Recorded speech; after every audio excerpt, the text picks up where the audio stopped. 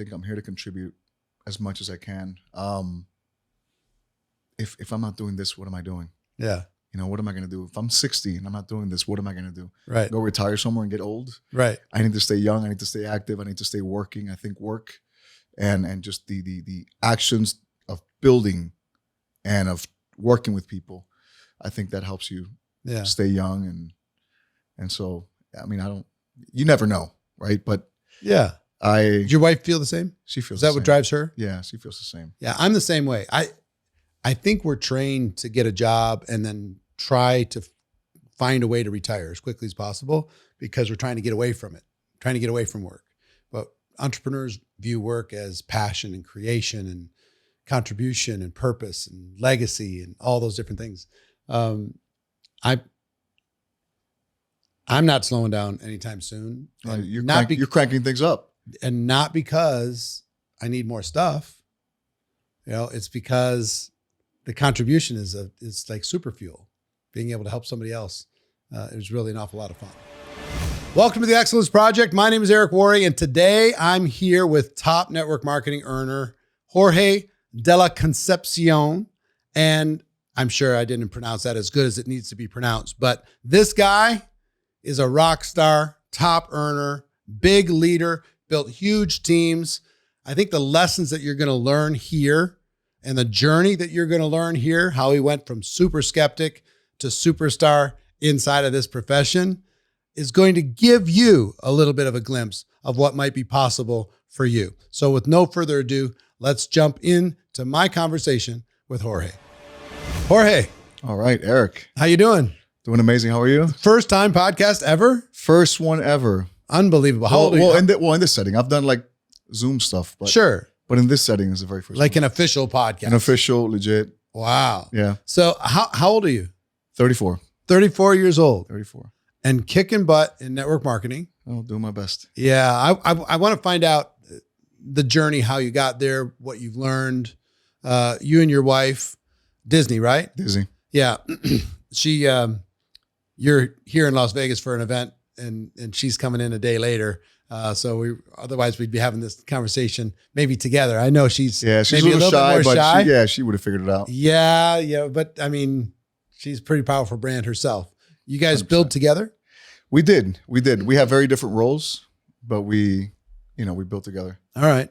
So give me your quick origin story. Where you come from and what was your upbringing like? So I'm Cuban, 100%. I came to the States when I was 10. My parents, they were always trying to look for a better opportunity. And actually, back in the day, there was a lottery in Cuba that you could win and you would win a visa to come to America. I was going to ask, how you came? Right. Was it on a boat? Was it Everybody asks the same question. No, we actually, my parents are lucky. So I think this lottery was every 4 years, and every 4 years they would apply. That their dream was to come to America. And on one of the years, they won the lottery. Wow. Insane. So you were 10 years old. Do you have any other brothers and sisters? I have a smaller brother. He's 10 years younger. Okay. Yeah. So was he born here? No, he was 4 months old when he came here. Actually, we were supposed to come, we came in 98. Actually, I got to the States Halloween of 98, which was wild. I mean, this was pre 9/11. And so people were wearing costumes at the airport and all that. I was like, this is scary. America. Yeah. Wow. Well, right. So I was like, this is cool. This is America. Right. And we had to wait actually a few more months for him to be born so that my mom could travel. So he came when he was 4 months. Okay. Yeah. So, and where'd you move? So we originally moved in with some family that we had in Tampa, Florida. Okay. And then so I spent another 12 years there in Tampa. I was basically raised in Tampa. And before you tell me more, do you remember anything about growing up in Cuba? I remember some things. What do you remember? I remember some of the places that we lived in. I remember me playing on the street. I remember some things. And actually, I went back in 2019 after a long time. What was that like? It was interesting. I went back and I took my kids and we went back to some of the places where I was raised and where I lived. And man, seeing that, it was insane. I mean, it just, people don't understand the level of poverty. Really? People are clueless about the struggle. I mean, it's unreal if I show you some of these places where I was brought up. It's just, I mean, I remember sleeping at night in one of these apartments where my parents lived, and I had to wake my dad up because it was cockroaches, and my dad killing cockroaches in the middle of the night, and so it's just a level of poverty that most people here in America just don't understand. Yeah. Did it make you appreciate capitalism later? Oh, 1,000%. Really? Of course. Just coming from that and just having that perspective. 100%. I mean, I'm so grateful for this country and what it offered my parents and what, it's offered us. Sometimes people take it for granted. Yeah. But especially Americans. But it's unbelievable. Spoiled. Man. Spoiled, man. They have no idea. They have no idea what the rest of the world is like, especially some of these countries that, have been under this crazy regime for so long that it's if I explain it to you, I explain it to people sometimes and there's things that they just don't believe. Like, is that for real? Yeah, it's for real. There's a pretty big Cuban community in Florida. Yeah. Were you kind of absorbed into that community? Did you connect? No. There? So my mom's family, the ones that kind of brought us over and the ones that we moved into, they were Cuban, but they had been here forever. So they were pretty Americanized. So I learned English in a year, and of course that was still a good age to learn it pretty quickly. And Tampa, Florida back then was completely different. There's a huge Cuban community now in Tampa. Yeah. Back then it was American. I mean, you had to speak English, otherwise. Mostly Miami, I would say, was more, right? So Miami, it's Cuba. Yeah. Yeah. In a sense, yeah. For real. For sure. One thing I love about my Cuban friends is the level of passion that they have just in their DNA.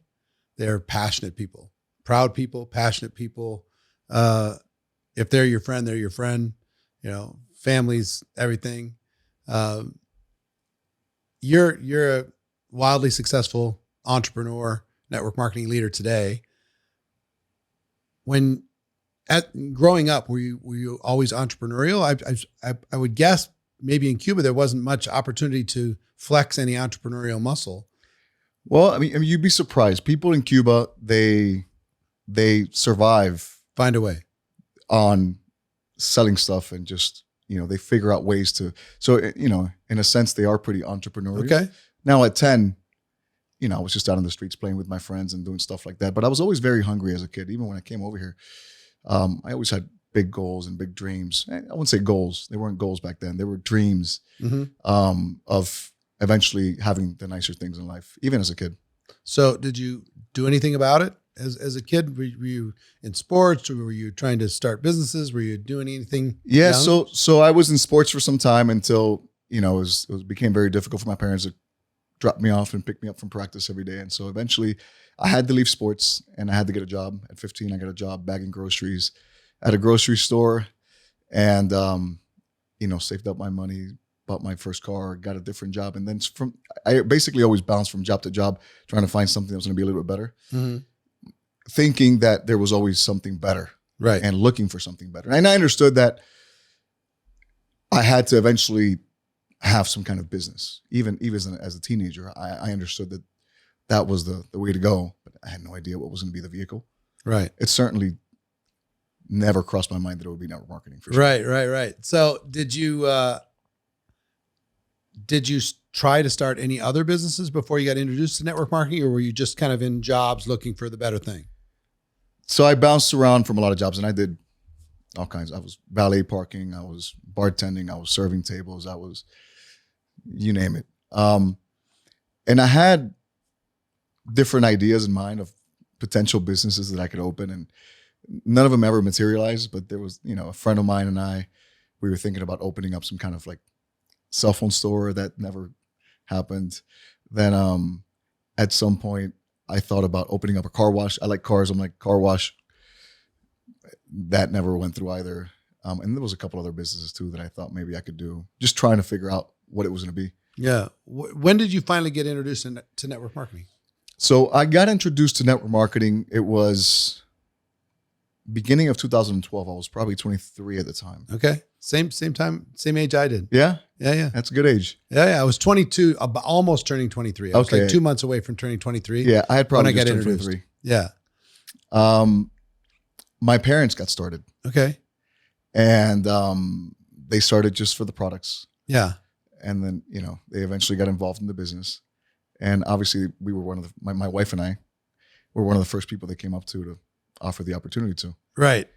And man, I was so negative and I was so skeptical. I actually tried to get him out of the business. Yeah. Many times. Have you been with one company your whole career? Yeah. Okay. So your mom and dad get involved. They have a product experience. Were you say you and your wife, were you guys together already? Yeah. Oh, how long you guys been together? So we met in high school. Really? Yeah. Okay. So you met in high school, find this girl. How old were you when you got married? We were 21, I believe, when we got married. Okay. Young kids. Putting him on the spot on I know. live. I know. I hope I got that right. Yeah. We can go at it later, just No, in it's all case, good. and make sure you're covered. So you get married young. Yeah. Did you start a family at all, or were you No, guys just not together? at that point. We had, over the years, we had gone to school for different things and tried different things out. And so at 21, between the two of us, we had no career because we never finished any of the schooling that we actually started. And we had over $100,000 in student loan debt. Wow. So you went through high school. We went through high school. And then you tried some different we college tried some things, different things and took some loans, yeah. And then never finished anything. spent it. Yeah. And now you're 21 and I'm guessing you're a similar age. Yeah. Going to high school together. So now you're 21 and you're kind of figuring out life. You got some debt already. Yeah. It's so funny. I did the same thing. I got married when I was 22 and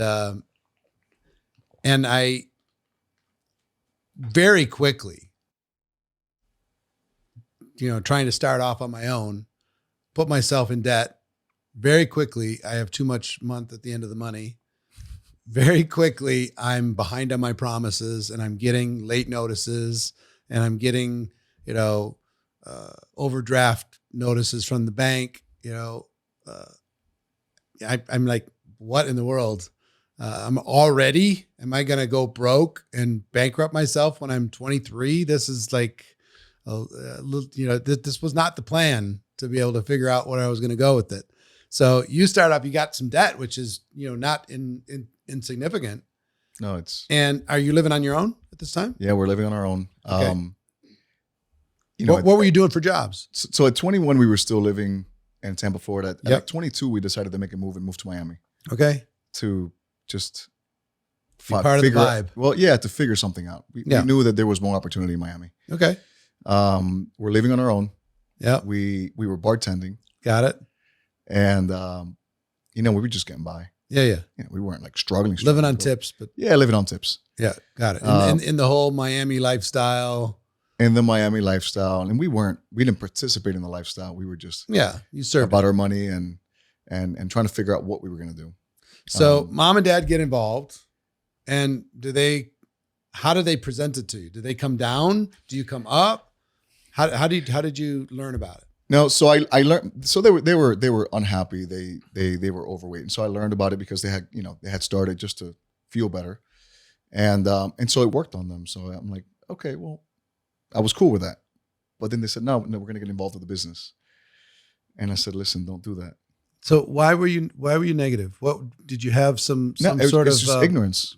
Well, I know, but did you see other people try these things and fail? Did other people pitch you before? What gave you a negative impression on it? Honestly, it was just preconceived notions of the whole industry. So, but that had to come from somewhere. It just from what you hear. Ah. I mean, just from what you hear. Just one of those things. Yes, it's one of those things you don't do. There's low class things. That's what Right. we're desperate people. Right, about. right. And actually, my wife, when she was like 18, girlfriend back then, 18, 17, I can't remember exactly. She had gotten invited to another opportunity meeting for a different company. Mm-hmm. And it was a terrible experience. I won't get into the details, but it was a terrible experience. And I went with her. Well, I know, but I have to hear the experience. What was the terrible experience? What was the company, first of all? The company? Yeah. Amway? Okay. Okay. And the presentation was like super, super aggressive and pushy, It wasn't aggressive. It was just, or amateur hour. it was very amateur. Ah. It was very amateur. And they were pitching all these huge things. But then where we went for the presentation didn't fit that Yeah. description of these huge things that they were doing. Right. And I was very negative. Right. And I was very skeptical. And I'm a smart ass. So I was asking tough questions that they couldn't answer. And I mean, I think back now, it was probably somebody who was new in the business that didn't have a whole lot of experience. Sure. And they were doing their best, but it didn't go well. They needed some third party involvement in there instead of being first party with you. 100%. Yeah. So I understand. Like first time when I got introduced, same kind of thing. My dad and his partner, they had owned a real estate company. I was selling real estate for them just because I had something to do. And they invited me to go to this guy's house to my dad's partner's name was John. And he was one of my first mentors. First guy to kind of successful guy believed in me that was not my family. He was a millionaire. So he's like, hey, I think I have a way for us to make some extra money. I'm like, okay, I'm in. How old were you? 22. Okay. So we drive over to this guy's house. And they bring out this VHS cassette and they put it into the video player. And it was the most ridiculous video. If I showed you this video today, you would literally, I wish I had one, because you would literally think it was almost like a Saturday Night Live skit of what a network marketing presentation would be. There was limousines and yachts and mansions and supercars and people who had no money 60 days ago and now they're making $20,000 a month and all of this stuff in this video. And I finished the video and just like, guys, really? I mean, I wish you the best. This is not for me. I'm broke. They have money. Right. I wish you the best, not for me. And they said, well, we're probably going to do it anyway. And I'm like, I got FOMO and like, I'm going to get left behind. So I pulled my dad aside and asked him to borrow me some money and just in case, and got involved. So I had the same kind of negative experience. If they would have said, you know what, Eric, you're right. We would have walked out of there and I never got involved, but there's successful people saying they were doing it and I was broke. So I'm like, I'll see if I can go along for the ride. That's how I got introduced. So anyway, so you have this perception from like, oh man, mom and dad, are you really going to give me one of these? Yeah. And by the pitches? way, my wife, after that presentation, she still signed up. Did she? She did. She did. So she's like without telling me, she's a raw entrepreneur. She's a visionary. To be honest. So she saw the model. The model made sense. I to don't her. know what she saw. She had to see something. I think she believed the testimonials. Sure. Maybe. And she saw that. Okay. I don't think she understood the model. Okay. To be honest. All right. But she signed up. But she saw something. Did she ever do anything with it? Just use the products. No, never did anything with it. Okay. Yeah. So you move forward now. Mom and dad are involved, and continue the story. Yeah. So the products. Did they say we're going to do this business? You should do it too. No, it wasn't even like that. So they start taking the products. Okay. And I said, great, you're looking good. Yeah. Keep it up. Yeah. And then one day I called my mom and I already understood what kind of company it was. So I understood more or less, the way it worked. And I called my mom one day on a Saturday and just to say hi. And I'm like, where's dad? And she's like, oh, he went off to the meeting with the gentleman from the company. And right there, I was like, no, they got him. I'm like, they got him. I'm like, mom, what do you mean he went to a meeting? You know what they do, right? They're going to try to, get him to do the business. No. He's just going to be polite because the guy invited him and he didn't want to say no. I said, okay, well, whatever. I already knew. And of course, he got involved. And then, they started trying to get me involved. And one day I remember they invited me to an event, but they did it in a sneaky way. And I knew what they were doing. They said, look, we're going to get recognized. You're in Miami. They're in. No, we're already both in Miami because they moved to Miami also. Okay. Yeah. And so they invite me to an event. They said, look, we're going to get recognized for a super important level that we just hit. Very minor level, but they made it seem like it was. She's like, and I understand you don't want to be involved, but it would mean the world to us if you were there just to see us get recognized. Smart. And I said, fine, I'll go. And so I went, but I already knew the play. I already understood what they were trying to do. And I said, okay. So I armed myself. I went online and I looked up all the negative information that I could find. And I printed the stuff out and I show up and I'm like, listen, this is why you got to get out of here. And I start showing them all this crap, just crap from the internet. And I tried to drag him out of the event and they didn't. They stayed. And I was like, wow, there's no persuading them to leave. And so I left. I walked out. So the event had no effect on me, to be honest. I didn't believe anything. I saw a bunch of people, dancing and excited, and I couldn't understand it. I saw some of the testimonials and I was like, this is BS. There's no way. There's no way that person's making this kind of money. There's no way. And then the actual special guests that they had on stage, which I know them today, they're my friends. I was like, that's BS. There's no way that these young kids, they were young. Who was it? You wouldn't know them. Okay. Yeah, they're big, but I said there's no way. And I understand. They invited me because it was these other young guys that went, and they wanted me to hear from these young guys, but I didn't believe it. I thought it was all a show. So I walked out, and then we didn't talk for like 2 months. Yeah, there was some hard feelings, and I found out later on my mom was like crying in the hallways after I left and disappointed, and it was hard for them because I'm a big influence in their life. Even though they're my parents, I'm a big influence in their life, and so for me to not for them to not have my support at least was rough. And then it was like that for a couple of months until one day my mom sat me down. She called me. She's like, hey, listen, we got to stop. We got to figure something out. And so I took my mom out to lunch, and she started basically explaining to me the struggles they were having financially. They were trying to make this thing work, but the beginning is rough. And they said, look, you don't have to do it, but at least just leave us alone and support us. I said, fine. And that day I signed up, not to participate in the business. Just to support. But I understood that if I ordered some product that I was already probably buying from somewhere else anyway, that they would receive some kind of kickback. And I was like, this is the least I can do as your son to support. She was super excited. I'm like, I don't know what you're excited about. I'm not doing this business. I'm just, doing my part as your son and supporting you. And so that's kind of how I got started. So you do that to support, which is kind. I teach people how to go get the support of their hot market, the close friends and family, because a lot of times they're a little bit amateurish how they rush out and do that. And there's an elegant way to be able to get the support, to be able to ask.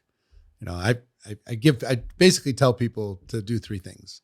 One, if I'm your dad contacting you, and I know your feelings about this type of a thing, I'm going to say, look, I disqualify you from the business right away. I don't consider you a prospect at all. But I'm just getting started. I need somebody to practice on. Can I practice on you? And when I'm done practicing, it would mean the world. You be my customer one time, just one time, no long-term thing. One time, if you try it, if you like it, you can keep buying. If you don't, consider your support taken care of. And just encourage me. That's all I need from you. You know what I mean? So if people do that more, then they're going to get a lot more encouragement. That's classy. Yeah. And entrepreneurs can't help but connect the dots, even if you're practicing on them. Right. They just can't help it. So it's effective as well. Our goal ultimately is educating people to the point that they understand what you have. And if you accomplish that goal, then it might be a fit for them. It might not be right now, whatever. But I didn't do that at the beginning. I learned through a lot of pain and a lot of eye rolls and a lot of, you a millionaire yet, Eric? And that kind of thing. That wasn't fun. Like your parents went through, but okay, right. You're the good son, you're going to support. So what happens next? Yeah. So I start buying some products. Yeah. And I start taking some products, and people start asking. And then my wife starts taking some products. Why do they start asking? Are you getting results? Well, I mean, I've more or less been into health and fitness all my life. Yeah. But people would always ask anyway, what do you drink? What do you take after the gym? And I would always just recommend random stuff. Right. And so as they continued to ask, I just started sharing, hey, this is what I'm taking now. And then people started to become interested. It's okay, weird. For me, it was weird. And then my wife starts doing the same at work with no intentions of doing anything. But, And she starts sharing with other people. She starts sharing with other people what she's drinking. People say, what's your secret? And they say, well, I'm using this stuff. Right. And then little by little people start asking, like they want it also.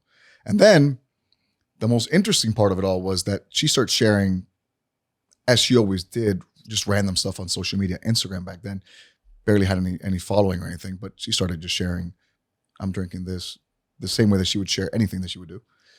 And then people on social media started asking, like, hey, what is that? How can we get that? And then my mind started to I'm like, wait a minute, people are asking us for this stuff. I'm like, if we could just make some sales and make an extra $1,000, this would be amazing. For us at that point in our life, an extra $1,000 would, And so let's try it. First month we did it, over 1,000. So How long were you involved using the products before you said, you know what, let's just flex a little and see what happens? It's probably a month. Okay. Probably a month. Trying it for a month and you're kind of realizing, I'm kind of doing word of mouth. Yeah, and I didn't mind drinking the products. The products were good. I liked it. Yeah. And just through word of mouth, the first month we made like $1,000. I'm like, okay, there's something here. Just in sales. Just in sales. You weren't no team, nothing. You weren't telling anybody about the opportunity at all. You're just selling product. No. Yeah, making a few bucks. Yeah.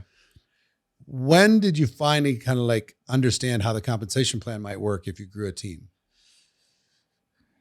Probably like 3 months into it. Okay. Yeah, probably. So you're just like selling here and it's like, hey, this is working, socials working. And I understood more or less the way the compensation plan worked. Mm-hmm. Just common sense. Generally.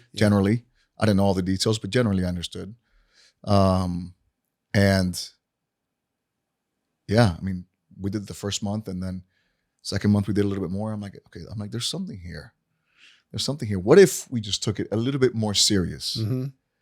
And month 3, we took it a little bit more serious. Month 4, we ended up going to this event, huge event, biggest event of the year. Where was it? This was in Long Beach, California. Oh, so you went across the country. Across the country. Our uplines, like I'm like fourth line to this guy. He convinced us to go. And look, we had a little bit of money saved up. We Did don't. Mom and Dad go? Mom and Dad, they went to a different one that was Spanish. Okay. And we had a little money saved up, and we were trying to give this business a run. And so I didn't want to spend the money that we had saved up. And so we waited till we were like 2 weeks out, and he finally convinced us. He basically pressured us, put us on the spot. He's like, here, I'm on the phone with the hotel, reserve your room kind of deal. Smart. Which I'm grateful for him for doing that. And we went out to the event. And that's when I saw the big picture. I was like, holy crap, this is that a big deal. Living room. No. I said, this is a big deal. Yeah, there can't be this many people walking across the stage if it's not working. Right. I'm like, this is a big deal. And then I saw these people walking across the stage. I saw older people that looked amazing and just had a phenomenal attitude. I'm like, that's who I want to be when I'm older.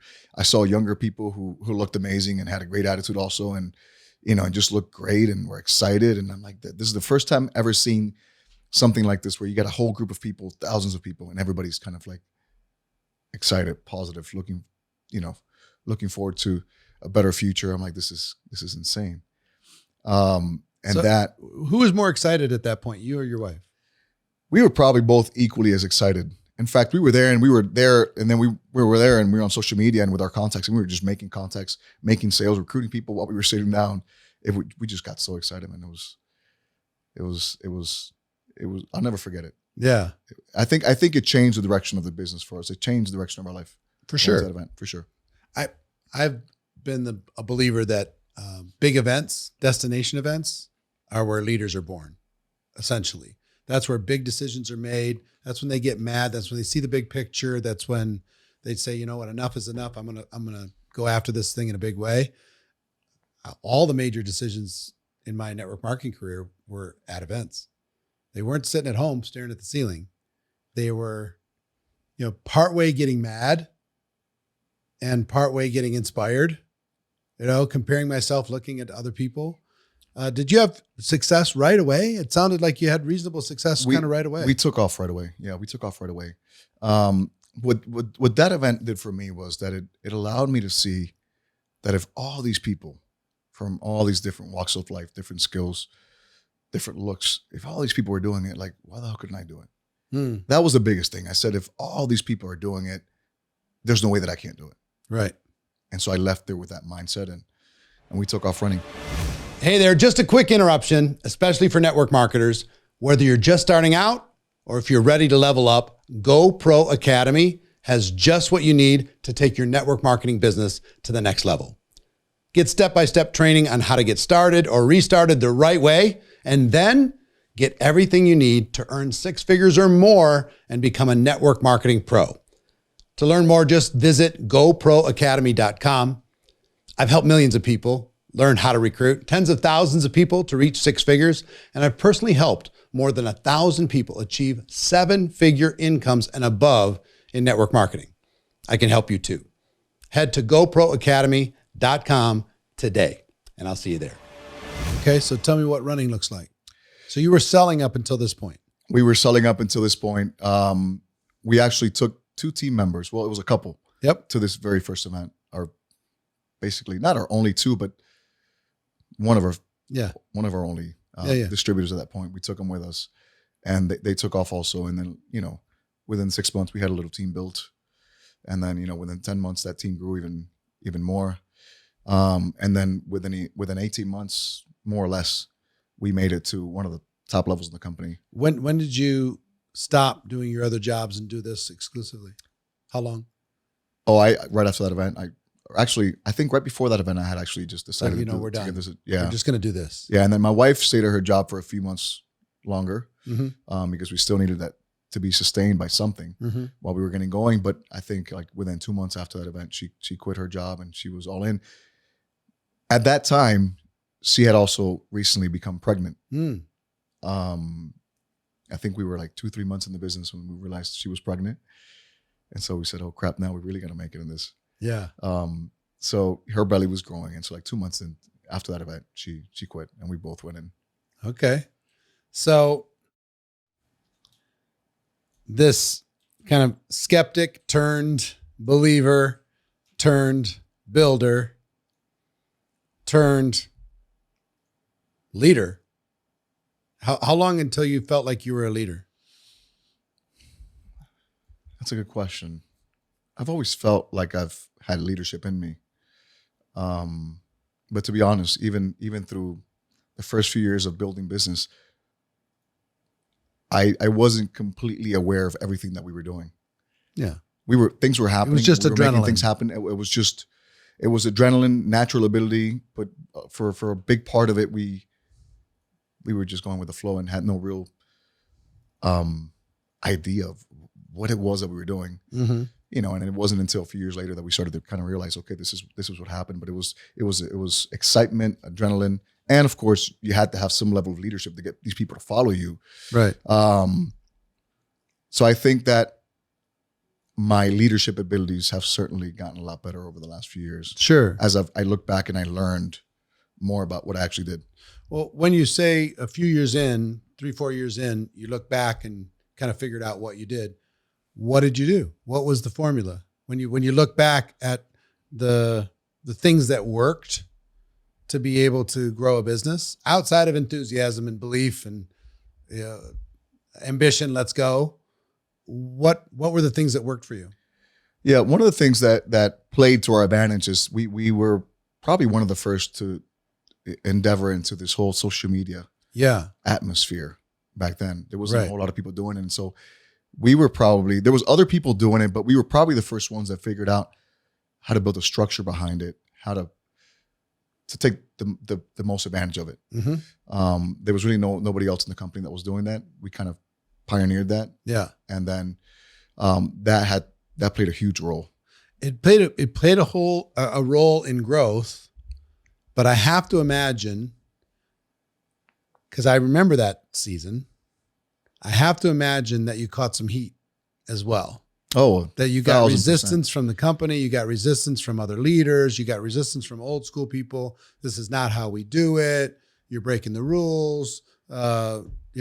People reporting you for doing things that they didn't do or whatever. People calling unfair, all kinds of stuff. Did that happen? Yeah, we got a ton of heat. A ton of heat. Yeah, a ton of heat. We got heat from leaders. We got heat from the company. Nobody understood it. It was like a, and people were used to the face-to-face, in-person kind of business building. Mm-hmm. They said, well, that's not real. That's not. I said, listen, there's something here. It's no different. It's just we're doing it virtually. No, but you need to shake hands. And I agree, but there's something here. And so it was a rough, maybe 3 years. How'd you get through it? Because some people faced with resistance from the company, faced with resistance from their leadership, they would just like kind of cower and say, you know what, I guess you guys know more than I do. Yeah, I mean, I'm strong in my beliefs. When I believe in something, when I feel that I'm doing the right thing, it's kind of hard to deter me from doing that, whether I'm right or wrong. But when I feel strongly about something and I feel like I'm doing something right, I'll fight to the end. The German philosopher Arthur Schopenhauer, he has this quote that said, all truth goes through 3 stages. First, it's ridiculed, made fun of. Second, it's violently opposed. And third, it's accepted as self-evident. It's obvious, right? Today, social media is obvious, Right. right? There was a time when it was violently opposed inside of network marketing. You dealt with that, and times it was made fun of. You start doing it. Oh, you silly kids. That's not a real business. And then you got some opposition. How long did it take before it became self-evident to the company and to the other leaders, and they just accepted it? When, if you could put a year on it? We were probably 4 years in. So 2016. 16? 2000, So 7 years ago?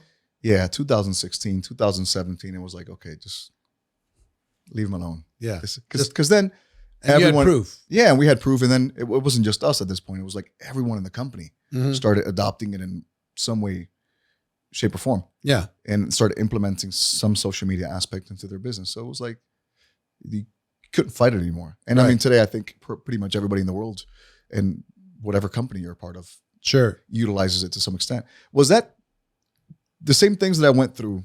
Was that also similar for other companies during that time? Yes. For most. Some of the new companies were built on it, Right. but most of the legacy companies had high resistance to social media as a tool.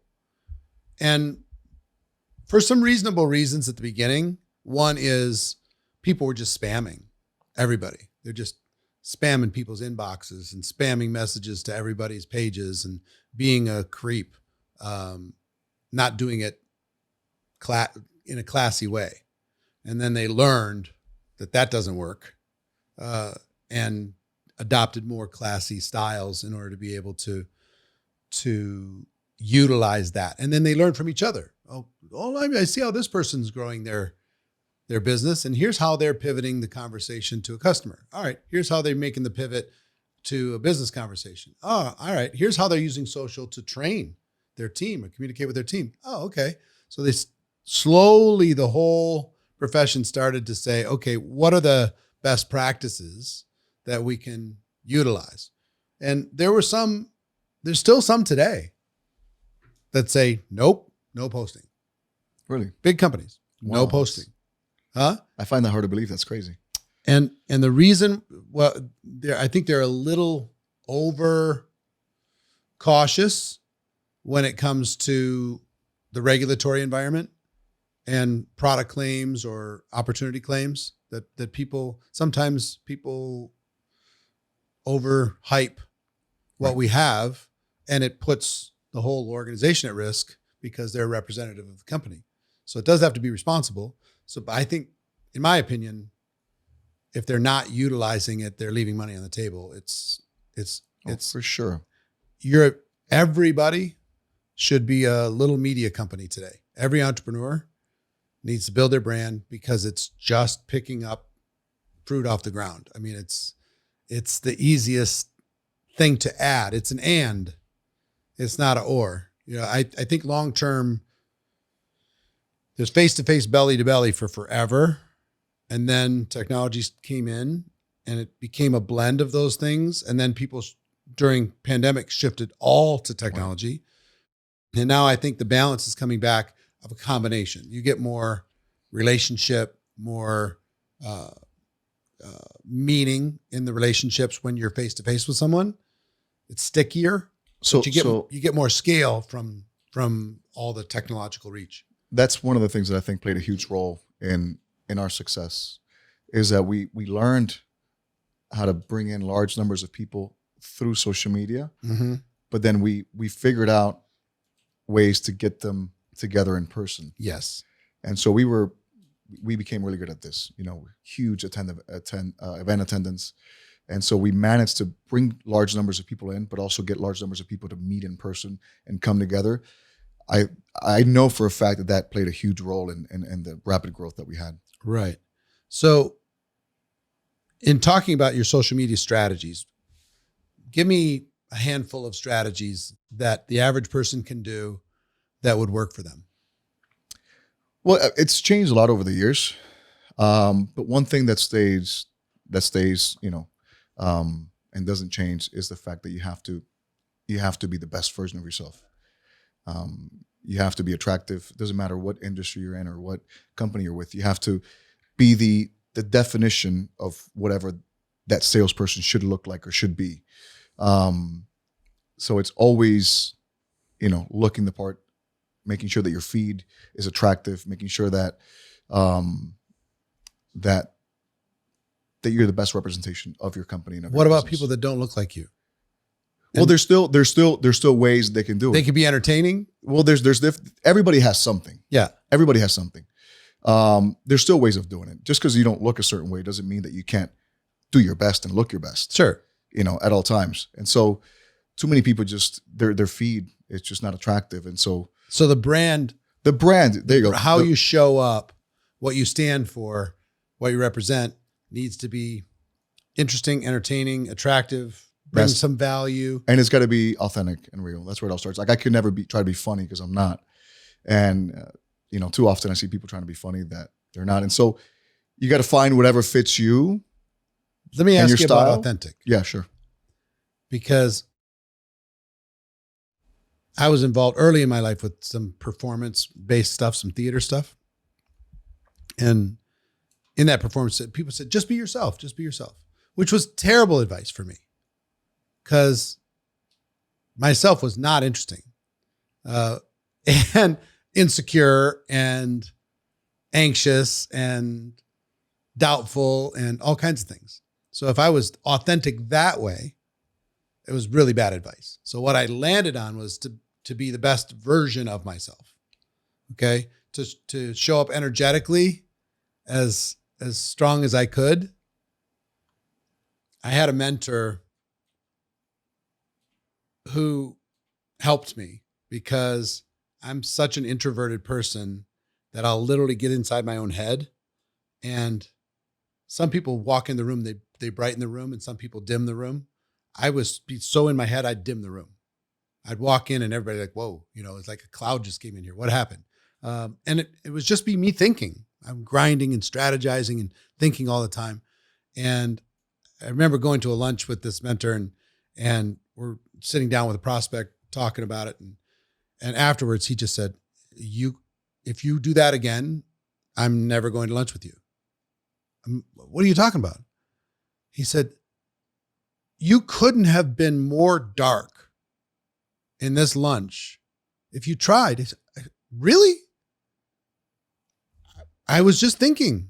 He said, well, you need to think with a smile on your face or something, because energetically, this is all wrong. And the reason they didn't sign up is because you were dark. I'm like, huh? I said, okay, well, just tell me. It's just awareness. So, we came up with a word, and he'd kick me under the table if he was close next time. And he literally would. He'd kick me under the table, and I'd smile, and I'd show up, and I'd like connect with the person, and I'd get out of my head, and I'd, be more of a human being with this other person. And it changed everything. So I'm still introverted. I still lose energy in a crowd, but I situationally show up the best version of me. I'm not going to look like you, but I'll find a way to bring value. I'll find a way to entertain. I'll find a way to communicate. I'll find a way to relate to that person in some way, somehow, make a connection. But being the best version of me at the time, understand, you're an after picture, I'm a before picture, so I'm going to relate to the before picture people and say, let's get to where this guy is. Let's get there together. Come on, let's get on the journey. And I found I could use that. You know what I mean? So when people say authentic, I think that's right. You should be what you are at your core, but be the best version of it. I agree. You know what I mean? And it's funny that you mention it because I'm actually pretty similar. Yeah. I lose energy in crowds. Yeah. It's like an old iPhone. Just. And obviously over the years I've learned, and I actually, the situational extrovert thing, I've, heard you saying it, and I'm like, it makes sense. Yep. Cause that's how my wife is the same way. Sometimes we need to like just disappear for 5 minutes when we're in a crowd and regather our energy, because I lose so much energy. And it's just don't not in show me. that dark, that low energy to anybody. And we've learned obviously, be the best version of ourselves and find ways to engage with people and find ways to communicate. Because if I was my old me, I could just sit in a corner on my own, Be fine. and be fine. Like my wife still says, you're not an introvert. Stop it. Here's my coping mechanism. I've learned, like, you have a big event coming up this weekend.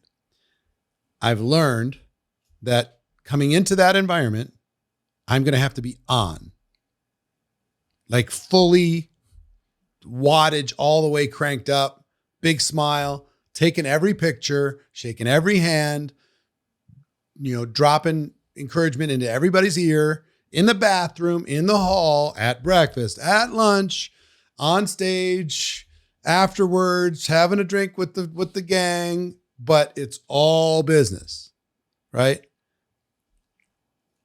Showing up on purpose. Now, you have a leadership event after the event. Yeah. So what I always did is I would set my expectation mentally to the end of that event.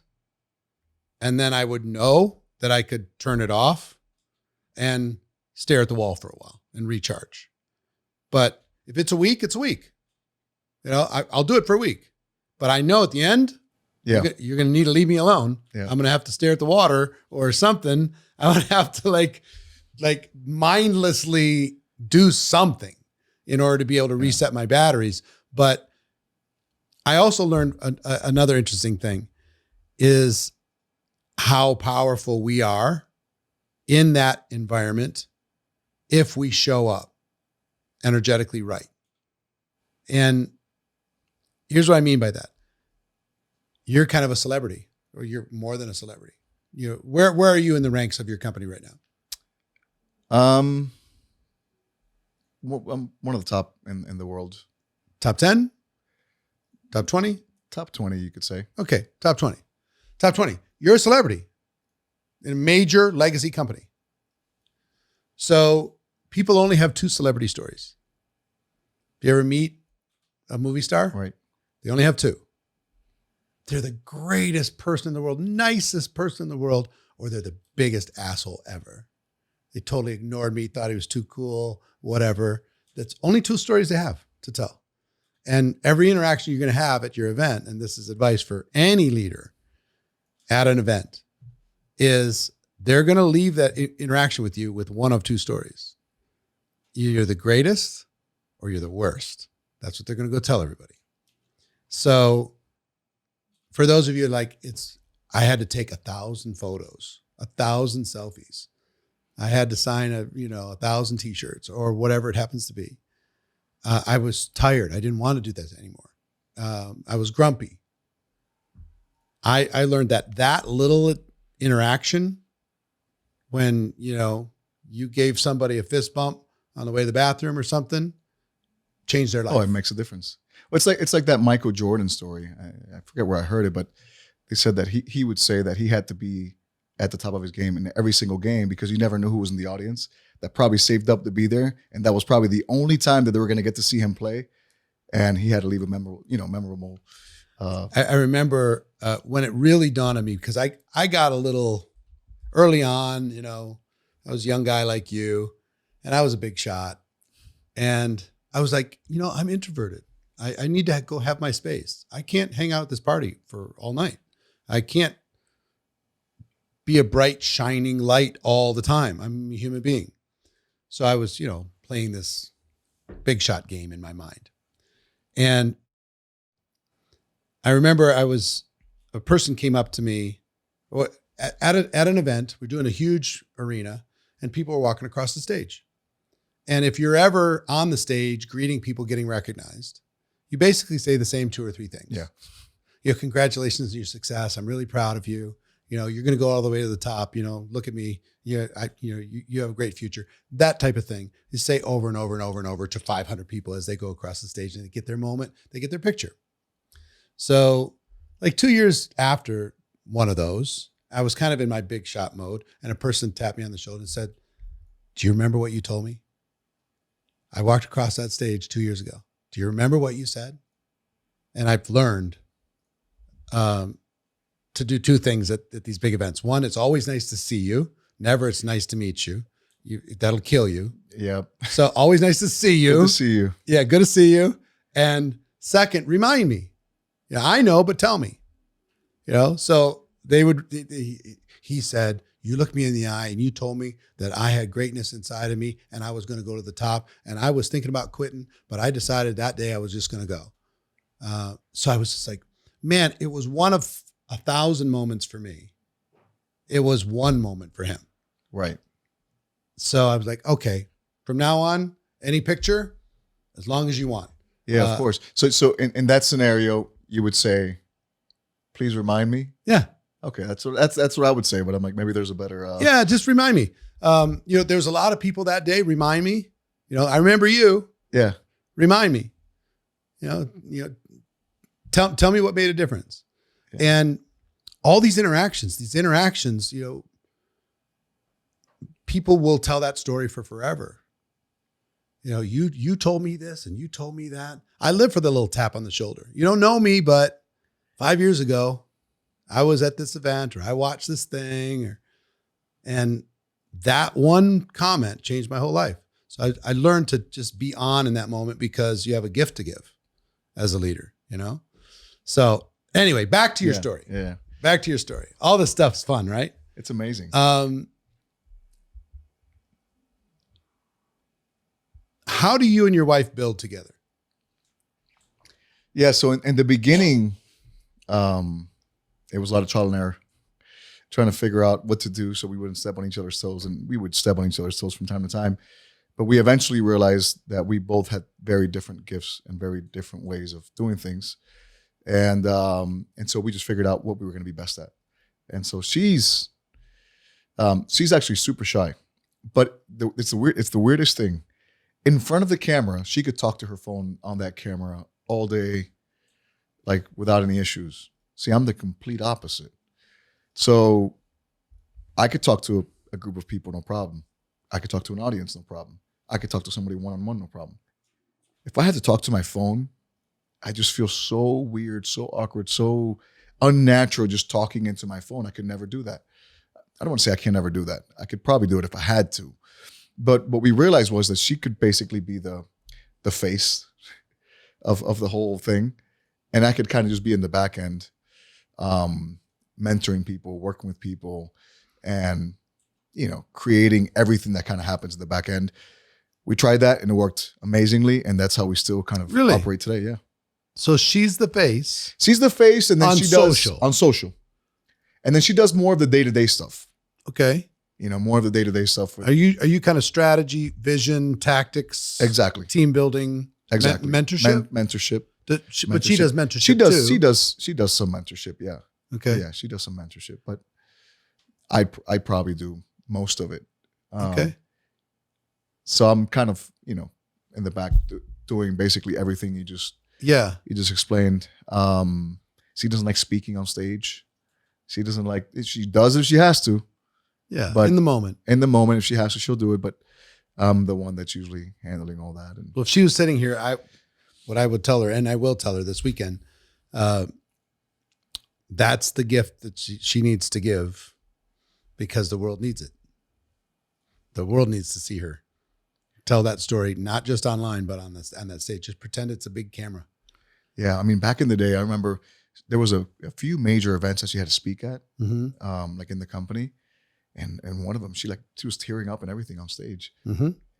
She would get so nervous. Mm-hmm. She's come a long way. Yeah. Now if I put her on the spot, she'll speak and she won't tear up, but she'll be terribly nervous. Yeah. And she does well. Yeah, yeah. Sometimes we'll have like a recognition moment and we'll have 3 minutes to share. And I'm like, okay, you go first. And then she takes up like the whole 3 minutes. She won't stop talking. I'm like, you're good. Yeah. So we all have limiting beliefs. It's funny. They show up in different places. Sometimes it's just, what I've learned for myself is I learned to trick my mind.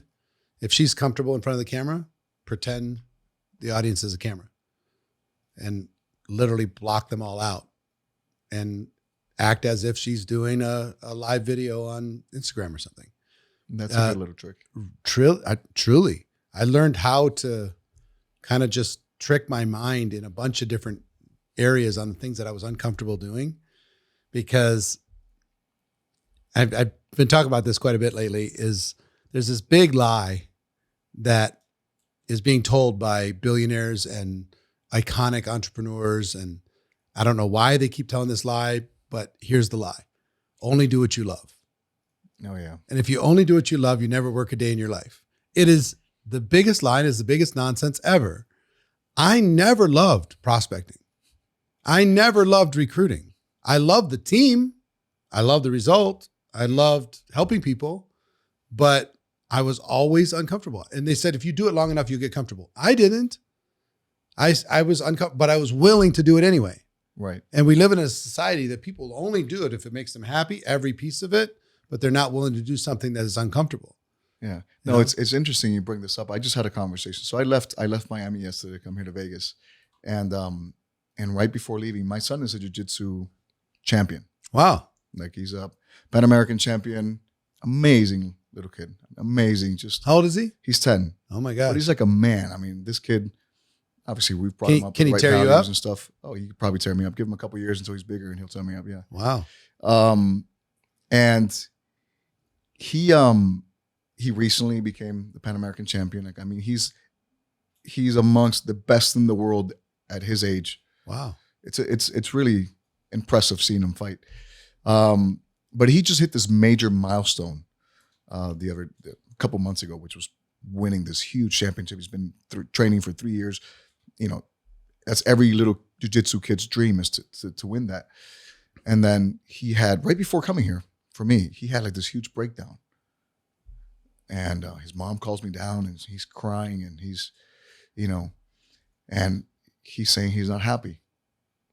And I'm like, what's going on? I mean, this is what he does all day. He homeschools, and for most of the day he's training, and he's not happy. And so I start asking questions. Remember, he's 10. Mm-hmm. I start asking him questions and I start trying to find out, what's going on.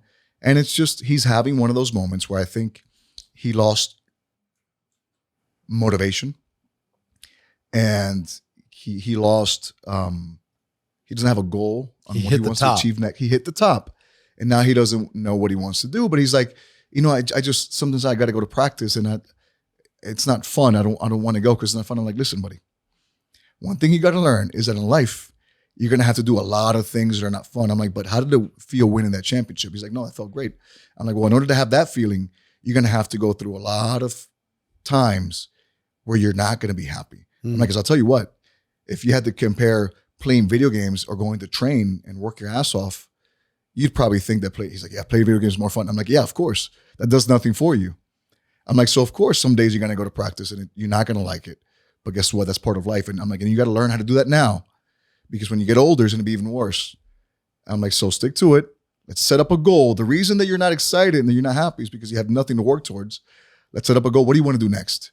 Like, what championship do you want to win next? So we got one kind of, we got our sights on one. And so now he gets it. Like, listen, there's going to be days where I don't want to go to practice. There's going to be days where practice is not going to be fun. And it doesn't mean that I don't love it. It doesn't mean that's not what I want to do. It just means that, that's what you got to go through in order to then have that amazing feeling of winning the championship. It was an interesting conversation. Yeah, good for you. And I understand the spirit of only do what you love. What they're saying is find something that ultimately the totality of it is a passion. But there's going to be things in there that are not going to be fun. For like sure. An Olympic athlete doesn't love what they do every day in order to be able to go win that gold medal. But the totality of it, they love the growth. They love seeing how they can push themselves. They love seeing what they can do. That's where people need to kind of focus, right? There's going to be parts of network marketing you don't love. Right. Being judged by people that don't understand what it is that we do. Having people hit a ceiling and you're just helpless watching them hit a ceiling and they won't go past it.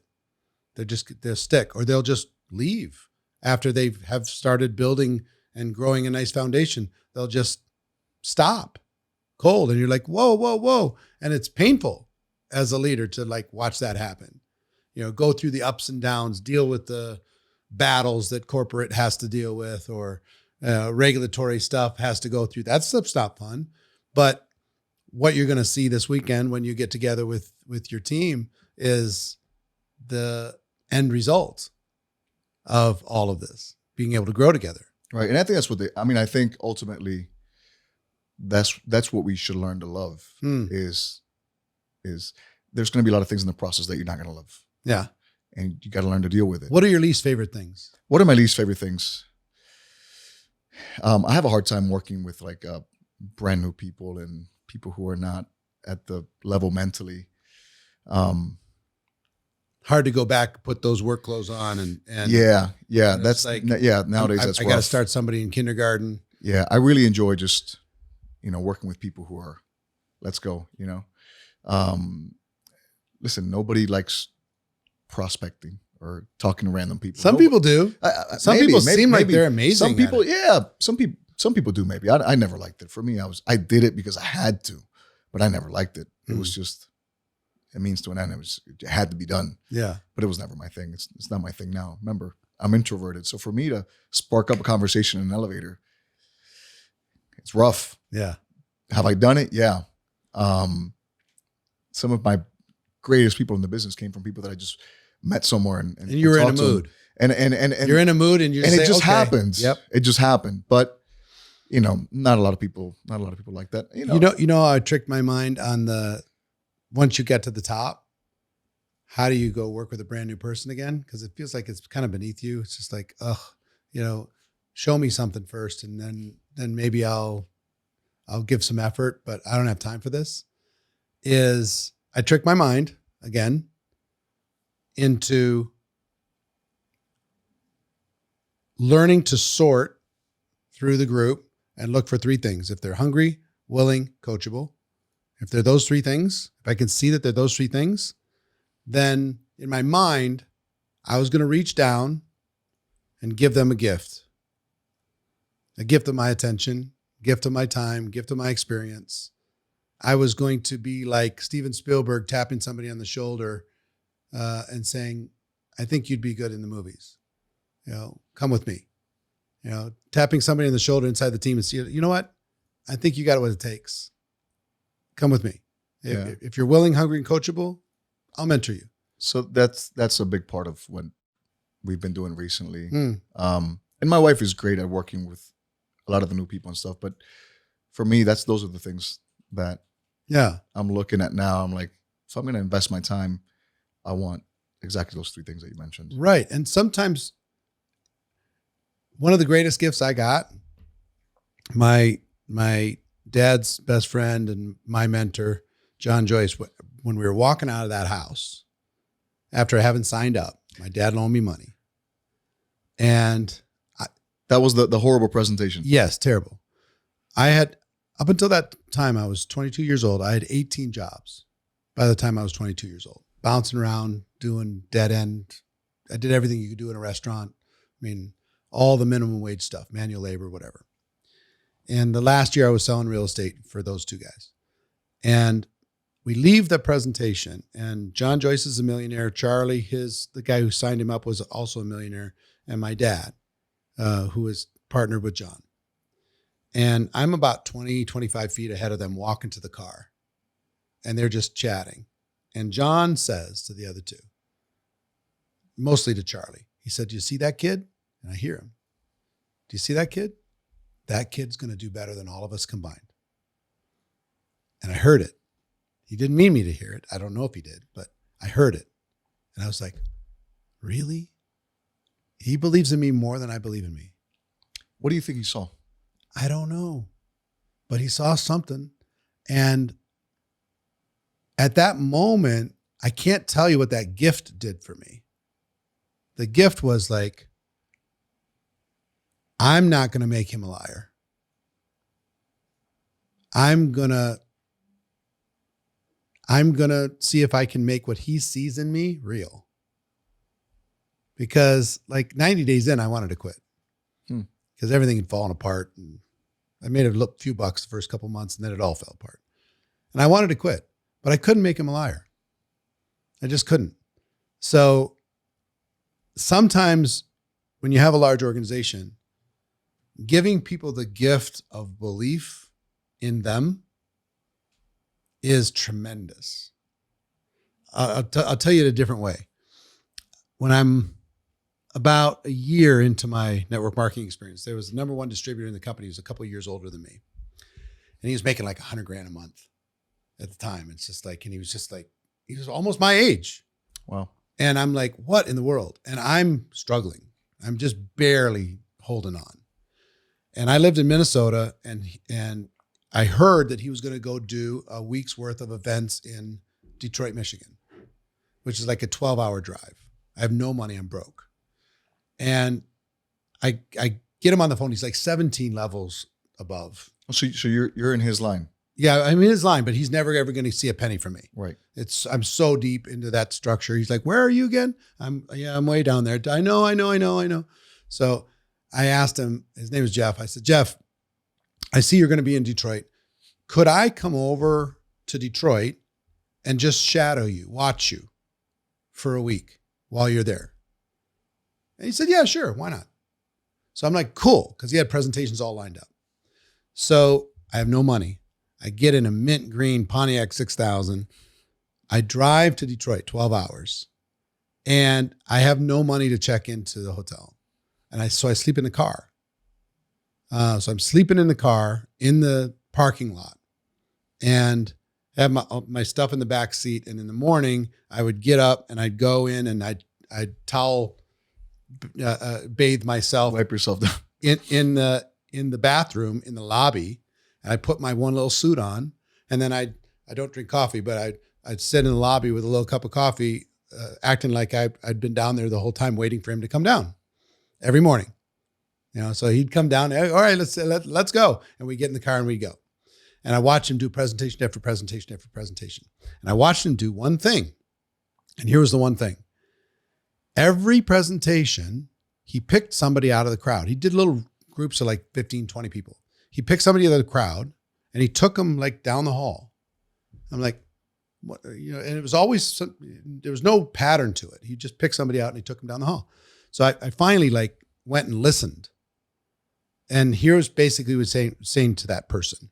He's saying, look, when I was doing the presentation, I saw you, and I do this for a living. I look for talented people. I look for people that I think I see people that can go to the top. And you're one of the people that I think can go to the top. So if we decide to do this, what do you think? If we lock arms and go after it big? And 100% of them were so flattered by that they all signed up. And so after watching that 2-3 times, same little thing, I'm sitting in the lobby of the hotel in the evening. And I said, "So tell me about that thing." He said, "Eric, here's the only reason to have a meeting is to get rid of all the losers and find one winner." I'm like, okay. I said, "But you're like, do you really see, what do you see in that person?" He said, "Doesn't matter." I said, "What do you mean it doesn't matter? What if they're negative?" He said, "Doesn't matter." He said, "I'll show you tomorrow." So we get to the meeting the next day, and there's a guy, have you ever done a presentation? There's a guy like just as negative energy as possible. That was me in my first meeting. Just in the front row, just grumpy, no reaction, not giving anything to the speaker, nothing. And he goes up and does a presentation. And I'm like, and I see him looking at that guy a couple of times. I no way, he's not going to do it with that guy. So he does with that guy. He taps him on the shoulder. The guy's, as soon as the presentation, the guy's putting his jacket on, ready to go. And he's just saying, "Hold on, can I talk to you for a second?" He said, "What?" He said, "Just 1 second." Okay. They go down the hall and he says, "I saw your whole tough guy, rough, curmudgeon-y act. And you might fool everybody else in the room, but I know that you're really an entrepreneur. I know that you have what it takes to be able to go to the top. I do this for a living. I look for talented people. I look for people. You might have had your heart broken here or there, but I know that if you decided to really go after this thing, you could crush it." And the guy face just melts. And he says, "How did you know?" He said, "I do this for a living. If we decide to do this together, what do you think? If we lock arms, you and me, you bring your energy, I'll bring mine. We'll go after this thing. We'll go crush it." The guy says, "You know what? All right, let's do it." And I'm like, what in the world? And that guy became one of the big leaders. Wow. So he wasn't, was he picking people at random? Yep. Or was he actually looking at the audience and establishing who he wanted to talk to based on certain behaviors? I asked him sometimes, he said, sometimes it's fire in the eyes. Sometimes I'm bored and I just pick the hardest one. He said, but they all sign up because I'm giving them the gift of my belief in them. Here's another question. Did they end up, did those who he talked to one-on-one like that end up performing better than maybe some of the other ones that signed up? Almost always. That's interesting. The curmudgeon-y negative guy was the number one guy in Michigan after. He became the number one leader.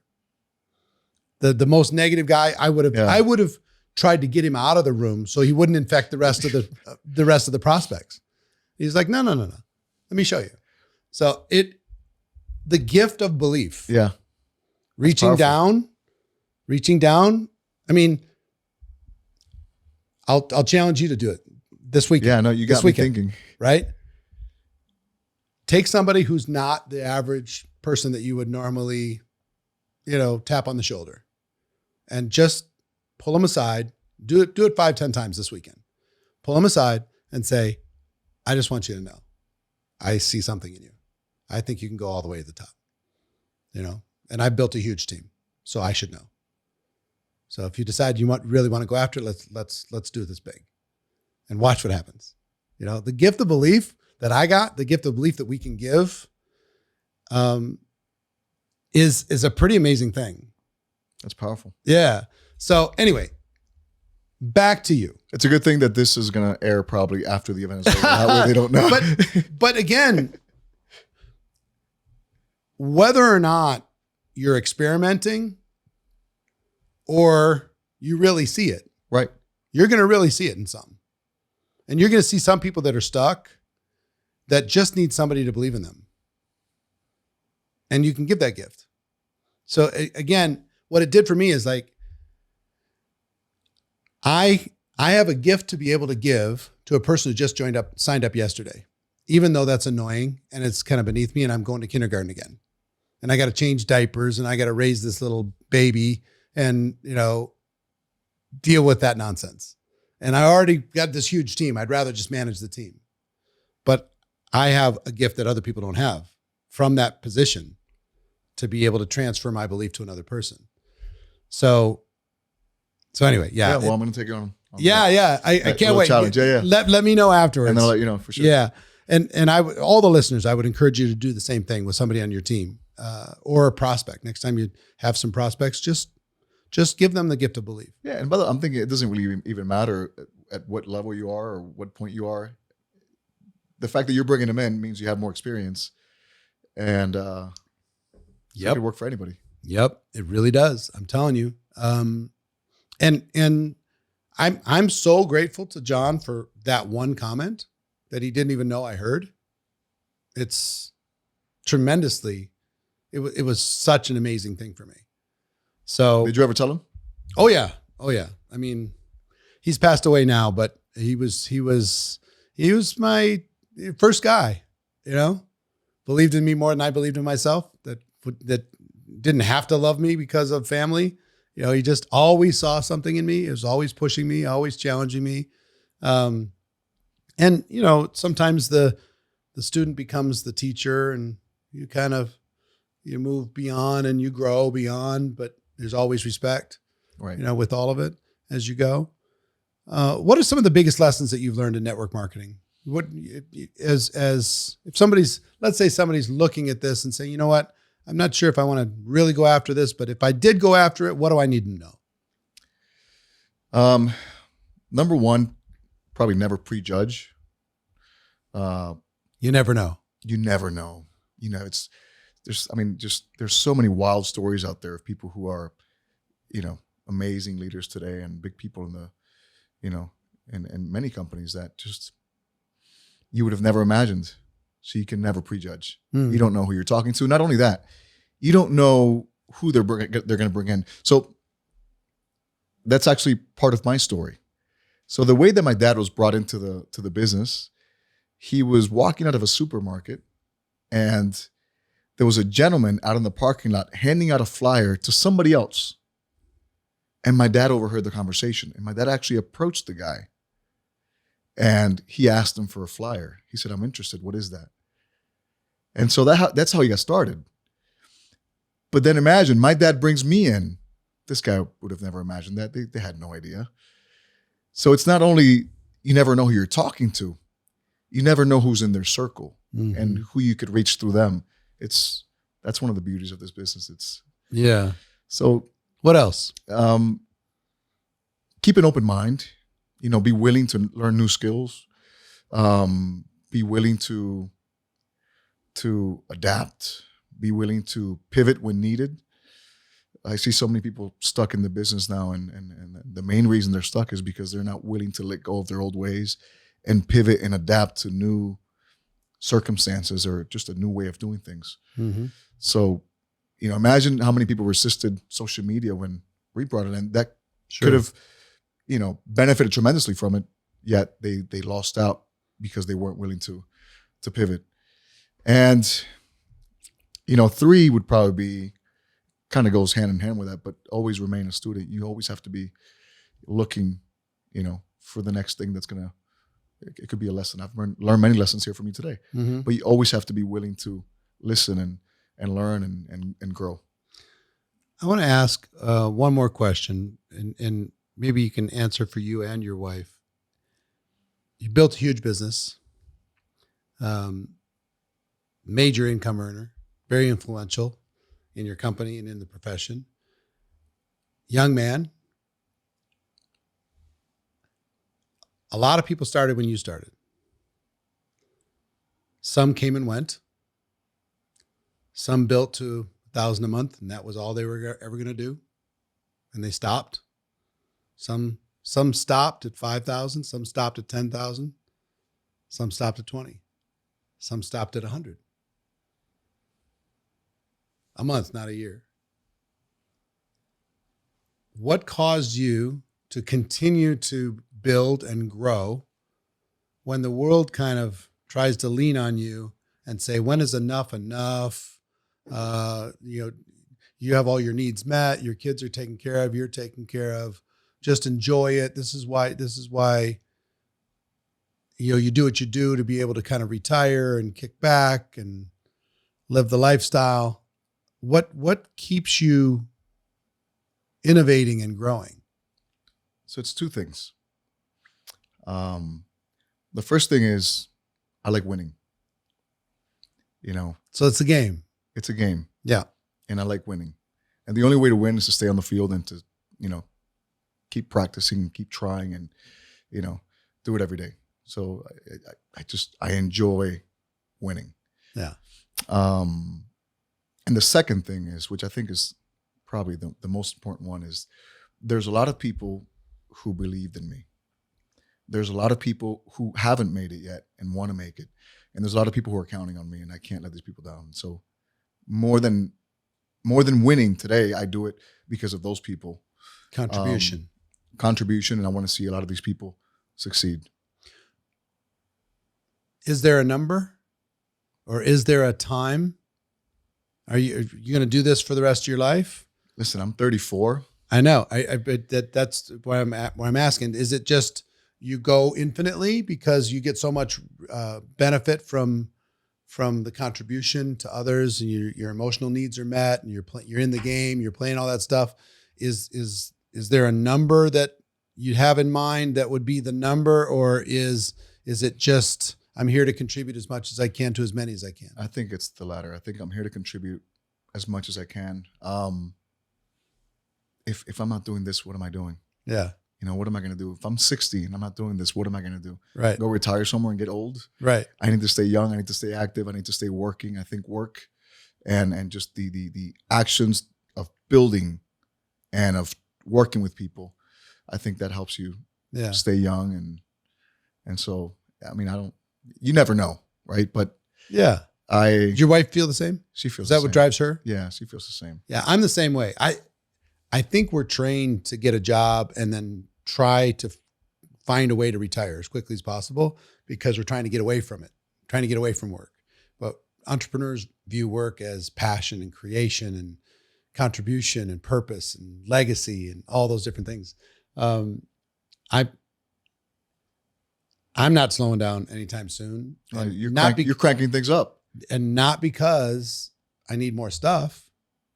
It's because the contribution is like super fuel. Being able to help somebody else is really an awful lot of fun. So listen, I just want to congratulate you on what you've done so far, challenge you to take it 10, 20, 30x from what you've done here, do something that few people have ever done in our profession, and create a legacy of a ton of people that are that you'll end up getting to the level that you're at right now. You know what I mean? And millions of people affected, because we actually have the ability to impact millions in small ways and large ways. Yeah.